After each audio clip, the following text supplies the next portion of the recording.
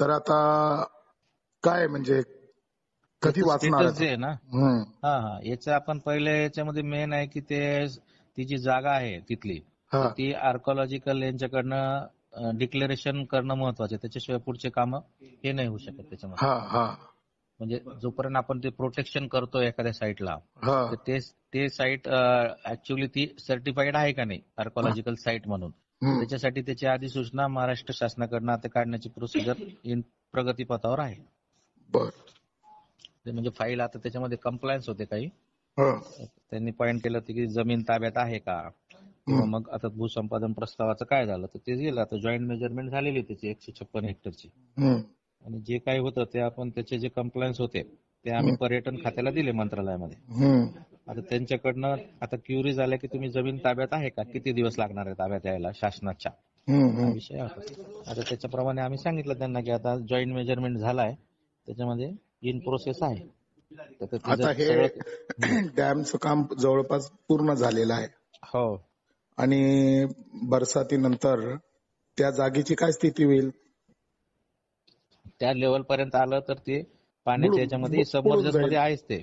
म्हणजे ते danger zone मध्ये गेलं आहे की नाही? हो. आमचं म्हणणं काय होतं सर, की 2002 ते 2006 दरम्यान ह्या सर्व तिथं शोधकाम चालू होतं. आणि डेक्कन कॉलेज ही रेप्युटेड संस्था आहे आणि ती ASIC कनेक्टेड आहे. नाही, आम्ही त्याचं सगळं मी स्वतः जाऊन आलो तिकडे, पुणे आणि मुंबईला. तर ज्यावेळेस तिथं स्तूप आहे किंवा एवढ्या जुन्या प्राचीन वास्तू आहे, हे ASI ला माहिती होतं, तरी सुद्धा त्यांनी इरिगेशन डिपार्टमेंटला नो ऑब्जेक्शन सर्टिफिकेट कसं दिलं डॅम बनवण्यासाठी? आणि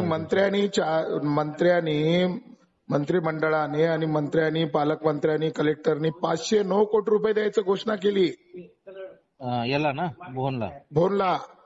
आणि आमच्या व्यक्तीने 509 कोटी रुपयापैकी काय झालं, किती उत्खनन केलं, काय तिथे स्थिती आहे? तर पुरातत्व विभाग, नाशिक विभागाकडे तो अर्ज देण्यात आला आणि RTI द्वारे त्यांनी माहिती दिली की आम्ही 1 रुपया सुद्धा खर्च केलेला नाहीये. आमचा भरोसा नाहीये सरकारवर, इव्हन तुम्हा लोकांवर सुद्धा आमचा भरोसा नाहीये, कारण कुठलाही लिखित नाहीये, सगळं ओरली आहे. आणि 17 मार्चला 4 ते 5 लाख लोकांचा मोर्चा त्या कलेक्टरच्या कार्यालयावर जाणार आहे. तुम्हाला जो रिपोर्ट द्यायचा तो तुम्ही रिपोर्ट देऊन टाका. हे सगळं मूर्ख बनवण्याचा कार्यक्रम आहे. 22-23 वर्ष होऊन गेलेत. हे एक दिवसाचं काम नाही, 22-23 वर्ष उलटून गेले. किती म्हणजे हद्द झाली, नालायकीची हद्द झाली. आणि सम्राट अशोकाचा वारसा नष्ट करण्यामध्ये जर यांना वाईट वाटत नसेल, तर यांच्या एवढे नालायक हेच आहेत. या देशाचा इतिहास मिटवायला लागलेत ते लोक. सांगतो यांना काय, त्यांना रिपोर्ट करा तुम्ही की लोक ऐकण्याच्या मनस्थितीत नाहीये. आणि एवढंच नाही, तर जे अधिकारी यामध्ये इन्व्हॉल्व आहेत त्यांना काळं फासण्याचं सुद्धा आंदोलन आम्ही करणार आहोत. पहिले नाही, आता ही जी तुमचं प्रोसिजर आहे इथली, ही प्रोसिजर सर 509 कोटी रुपये घोषित केले. किती नालायक लोक आहेत हे. RTI द्वारे लिहून देतात. पुरातत्व विभागाचे लोक सुद्धा 1 रुपया खर्च करणार नाही म्हणून. नाही, त्यांचं बेसिक काय आहे, त्यांना ही आर्कॉलॉजिकल साईट आहे, त्यांचं बेसिक खर्चासाठी काय आहे, आम्ही जे त्यांच्याशी बोललो हे काम आर्कॉलॉजिकल साईट डिक्लेअर झाल्याशिवाय हे काम कोणी करायला पाहिजे? हे काम कोणी करायला पाहिजे? कधी करायला पाहिजे? बुडल्यावर करायला पाहिजे. नाही, यांनी जे काम केलं ना आता. आणि आता तुम्ही ज्या प्रक्रिया सांगत आहे, हे प्रक्रिया बुडल्यानंतर सुद्धा होईल की नाही प्रश्न आहे. नाही, आता त्याची पोझिशन वेगळी आहे. तुम्ही जेव्हा सुरुवातीला तुमच्याकडे जे डॉक्युमेंटेशन असतील ना, सर आता मागच्या महिन्याची डॉक्युमेंट आहे आमच्याकडे. नाही, हे कलेक्टर ऑफिसचे डॉक्युमेंट्स आहे. आता तुम्ही बोलले ना यांच्याशी बोल. कलेक्टर सुद्धा बोलायला तयार नव्हता. ज्यावेळेस आम्ही निवेदन घ्यायला गेलो, निवेदन घेऊन घ्यायला गेलो, कलेक्टर म्हणले ASIचं माझ्याशी याच्याच काय संबंध आहे, असं म्हणून कलेक्टरने हात वर केले. नाही, आता कलेक्टरच ASIचे मेन प्रतिनिधी आहे ना. आता जिल्ह्याचा हेड हा सर्व गोष्टीला जबाबदार असतो.